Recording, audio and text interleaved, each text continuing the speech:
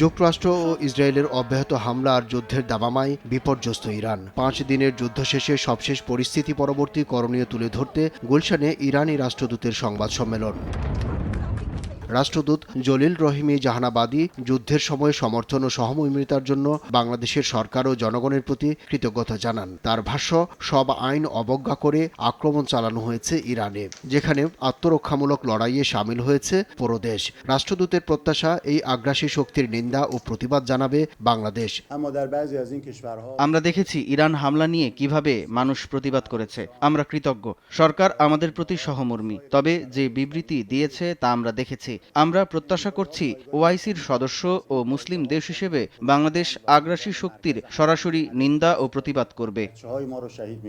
তিনি জানান, আমেরিকা শান্তির পথে না আসা পর্যন্ত এই যুদ্ধ জারি রাখবে ইরান। প্রতিবেশী দেশগুলোতে থাকা মার্কিন নাগরিকরা টার্গেটের বাইরে থাকবে না বলেও হুঁশিয়ারি করেন তিনি।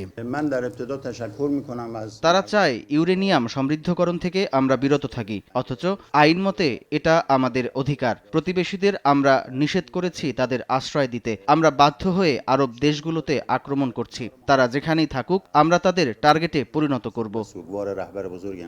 দেশটির সর্বোচ্চ নেতা আয়াতুল্লাহ খামেনি পালিয়ে না গিয়ে মানুষের পাশে ছিলেন জানিয়ে জাহানাবাদী বলেন, ইরান দীর্ঘমেয়াদে এই যুদ্ধ চালানোর সক্ষমতা রাখে, তবে প্রতিরক্ষা চুক্তি না থাকায় চীন সরাসরি তাদের পাশে দাঁড়াতে পারছে না।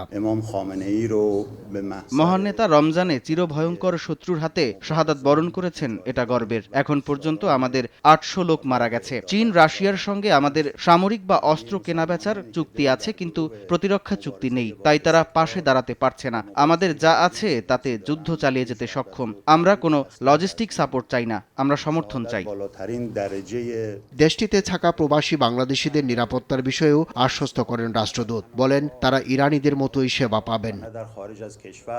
ইরান শহীদ হবে, কিন্তু লাঞ্ছনা ও দাসত্বের জীবন মেনে নেবে না, এমন দৃঢ় প্রত্যয় তুলে ধরেন দেশটির এই কূটনীতিক। আব্দুল্লাহ শাফি, সময় সংবাদ, ঢাকা।